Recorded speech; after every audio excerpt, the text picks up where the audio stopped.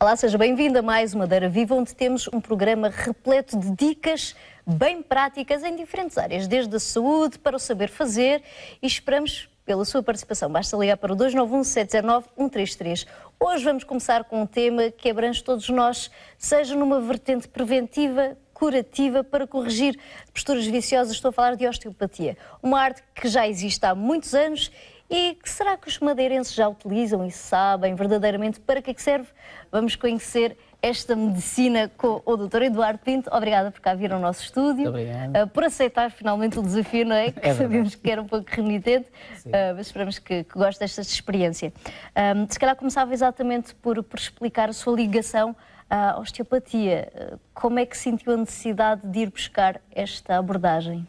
Esta abordagem da osteopatia surgiu, portanto, por motivos familiares, pelo menos por amor à medicina. Depois, bateu-me à porta uma patologia com a minha mãe, que é a pessoa que, portanto, sou filho único, mexe muito comigo, que é um tumor, portanto, a nível de pulmão.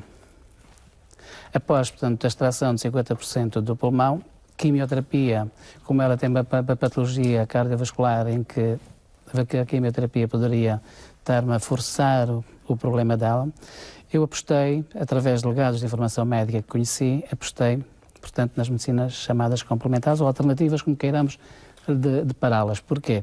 Pode ser uma alternativa à medicina alopática, como pode ser um complemento da medicina alopática. Estamos a olhar nas duas vertentes. Eles aconselharam-me ir para a Espanha, fui para Santiago de Compostela, e então aí, felizmente, a minha mãe, ainda hoje, lá já passaram mais de 14 anos, está entre nós, e ultrapassou essa... A osteopatia ajudou a resolver Sim, porque a osteopatia trata num todo. Nós temos de tocar no corpo num todo, num desequilíbrio, avaliarmos o desequilíbrio do corpo.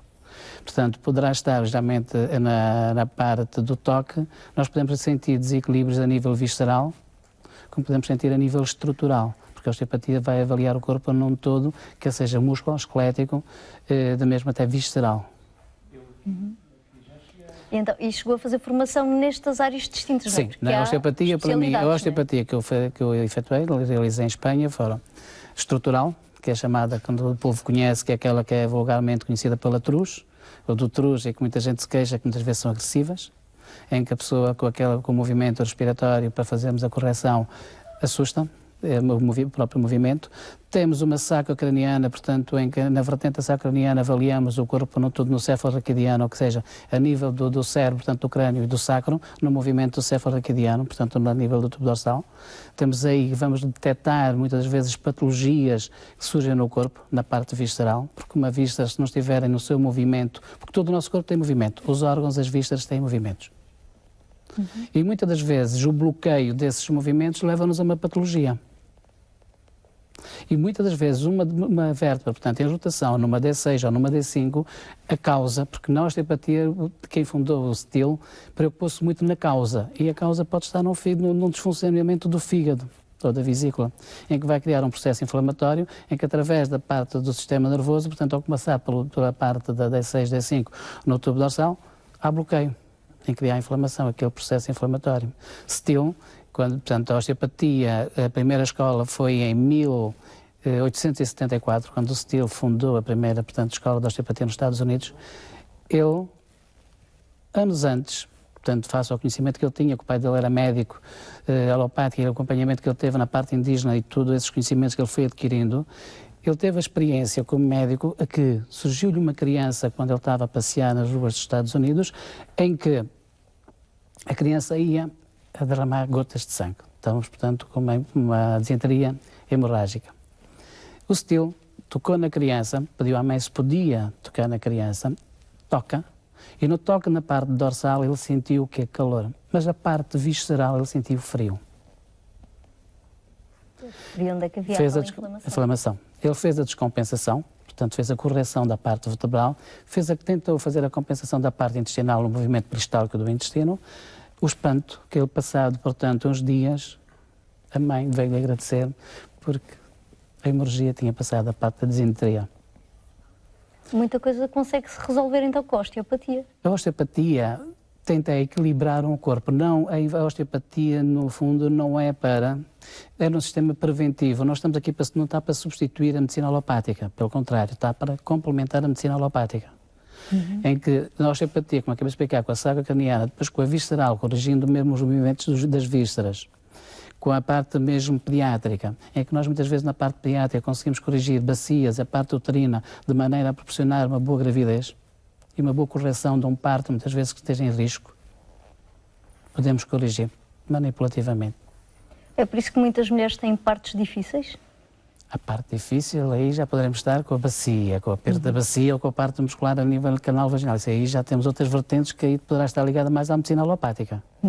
Poderemos facultar, portanto, aquela compressão do espaço interpretando que está na parte da bacia, a nível muscular, aquelas tensões musculares que estão à volta da parte do uterino, aí sim podemos fazer essa descompensação, esse relaxamento. Já que está a falar nessa parte de contração, muitas pessoas se queixam da ciática.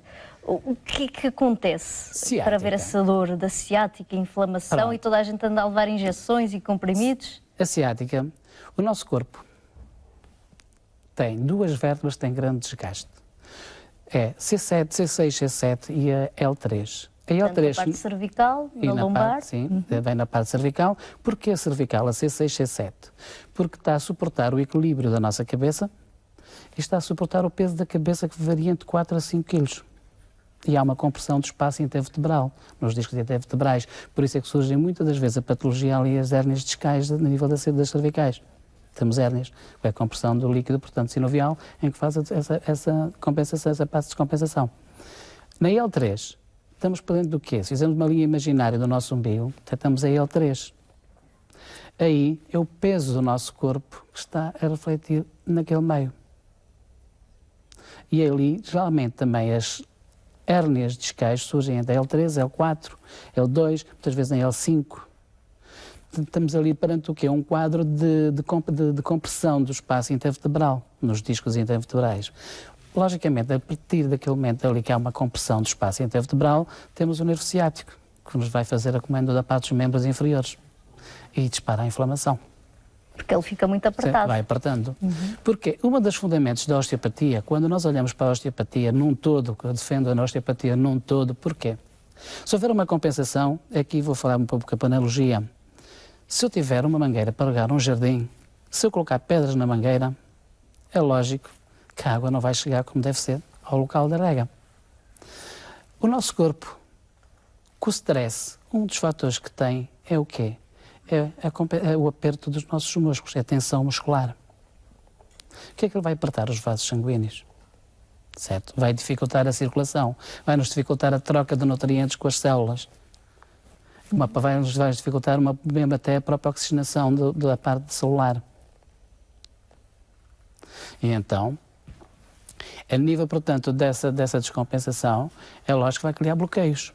Muitas das patologias, nós na osteopatia não podemos dizer que curamos, porque na medicina, hoje em dia, se me permitem, só diremos que de nós, os médicos e tudo, ajudam a quê? A prolongar a vida e a dar um bem-estar. Não há uma cura a 100% ou eficaz, tirando uma faringite ou uma laringite. Do resto, é para adiantarmos e prolongarmos a nossa vida. A osteopatia ajuda que numa prevenção e também no ato mesmo até do ato de uma patologia, a aliviar o sofrimento da pessoa. Mas, portanto, está a dizer que esse nervo ciático pode sofrer uma dor crónica? Vai-se prolongar ao longo da vida? Quando vai descer, ou não. Se houver o tratamento, havendo uma descompensação da parte do espaço das lombares intervertebral, vai aliviar o sofrimento, vai aliviar também a dor. E como é que se consegue essa descompensação? Essa descompensação temos a manipulação, portanto, correspondente às lombares, em que nós temos de deitar o paciente e fazer a descompensação. Fazendo a extensão, portanto, da parte da coluna e fazendo a abertura do espaço intervertebral. Mas também estava a falar que muitos de nós temos uma postura ao andar que é incorreta e a nossa bacia faz Às vezes queremos, e aí estamos a falar na rotação, portanto, das ilíacas, da sacroilíaca, em que aí também, muitas vezes, leva-nos a um espaço entre o sacro e a própria ilíaca, que vai fazer um congestionamento à parte do ciático também. E muitas vezes as dores dispara aí. E aí sim, também temos que fazer uma correção da parte das ilíacas, porque tem rotação.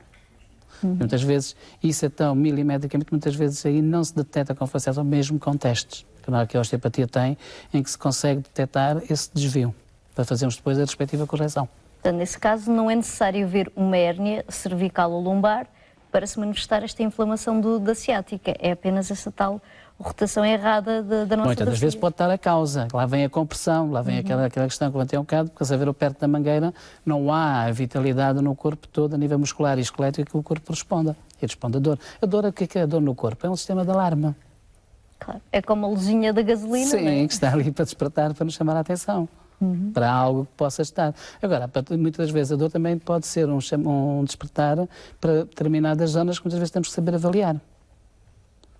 E aqui vêm as questões das enxaquecas. Muitas vezes vem a parte mesmo até a osteopatia, principalmente com a sacrocraniana e ligando com a estrutural, nós conseguimos o quê? Fazer o alivio, a descompensação da parte do espaço intervertebral, porque se há uma compensação, um aperto dos discos intervertebrais, nas cervicais, vai nos mexer com o esternoma-mastroidea, vai haver um aperto da própria artéria, vai haver uma má irrigação aos lobos cerebrais.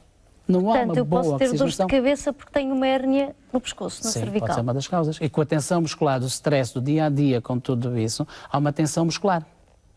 Essa tensão pode contribuir para uma dor de cabeça. E também adormecimento dos membros superiores? Sim, isso já vem da parte da compensação do aperto, portanto, a nível da C6, C7, em que vais com os membros, portanto, superiores. Há tantos sintomas que podem estar relacionados. Hoje em dia, nos Estados Unidos, diremos que 50% a 60% dos bebés que nascem em parto normal já vão à mão de um osteopata, além de ir ao pediatra. Porquê? É uma boa questão, porque a criança, ao fazer aquela pressão no músculo vaginal para ser expelida, através da nós, a nível dos ossos, portanto, podem se sobrepor.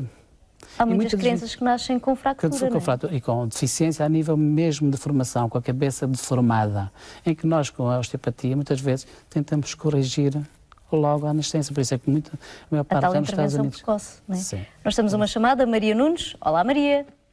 Olá, boa noite. Boa noite, bem-vinda. Obrigada. Assim, como eu estive com um problema, um ponto de problema, estive internada no hospital e queria saber quais os cuidados que eu devo ter. Porque a pessoa está sempre com medo, ou apanho muito sol, ou muita chuva, está sempre com tosse, sempre com falta de ar, e não percebo porque é que é a razão disto. Continua sempre com falta de ar e com dor no peito? Sim, às vezes dá-me essas picadas no peito e atrás nas costas também dá-me, no lado, sempre aquelas picadas, não sei porquê, já falei que a médica está tudo bem, só que a pessoa nunca está descansada. Pois, mas já não tem febre, pois não, Maria? Não. Mas continua com esses sintomas, não é? E tosse ainda... Tomo banho à noite, por causa da falta de ar, para poder dormir melhor. Mas é asmática? Eu agarrei o bronquite, um bocadinho de bronquite. A pessoa fica sempre nervosa, como estive internada, e tem aquele receio. Claro, é o seu corpo, não é? Exatamente. Já vamos saber aqui a opinião do nosso convidado em estúdio. Muito obrigada e as melhoras para si, Maria. Obrigada, boa noite, obrigadinha. Com certeza, se há estes sintomas, é um alerta para alguma coisa. Sim, não é? primeiro pode ter um quadro de alergia, da reação alérgica, portanto, que esteja a desplotar essa patologia. Outra parte, como ela mencionou e muito bem, o sistema nervoso, o stress, em que vai fazer uma que a ansiedade que se está a gerar vai criar uma contração a nível da parte torácica. E a nível dessa parte torácica vai criar a dificuldade na respiração. E, portanto, isto ainda pode ser residual da pneumonia? Pode ser do stress? Sim, pode ser residual, porque como acabei de explicar um bocado, nós na osteopatia temos, a nível visceral, todo o órgão tem um movimento. É possível os pulmões ainda estarem atrofiados, de certa forma? Estão a precisar de serem purificados? Sim, podemos ser libertados. A técnica na sacrocraniana tem uma das técnicas que ajuda muito a aliviar essa tensão, mesmo para fazer a descompensação da parte torácica. Então, se calhar, eu tenho a solução para a Senhora Maria. Para a Senhora Maria e para outros telespectadores. Senhora Maria, agarre no telefone outra vez. Pronto, estou aqui a brincar, mas a brincar diz as verdades. Temos 4 consultas gratuitas que muito simpaticamente o Dr. Eduardo nos facultou. 4 consultas que vamos oferecer aos primeiros 4 telespectadores que ligarem para o 291 709 133. Será dado o nome, então aqui na RTP, que depois facultamos ao Dr. Eduardo, que saberá quem são as pessoas que vão ter direito a uma consulta, uma observação, um diagnóstico e a uma intervenção. Quem sabe, Senhora Maria, se não é o seu caso, telefone já a ver se consegue uma intervenção aqui para ajudar os seus pulmões a recuperarem, porque uma pneumonia fragiliza muito o corpo, não é?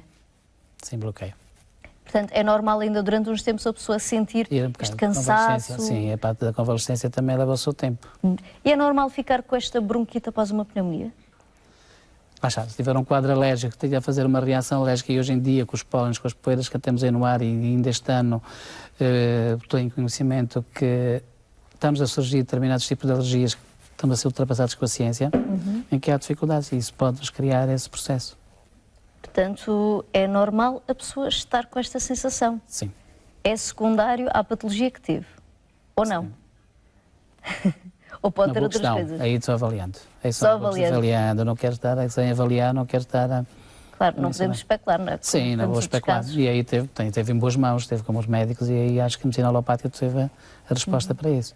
Qual é a situação mais frequente que lhe surge no consultório? São as hérnias discais, as ditas ciáticas. Tive, portanto, um dos casos que marcou bastante,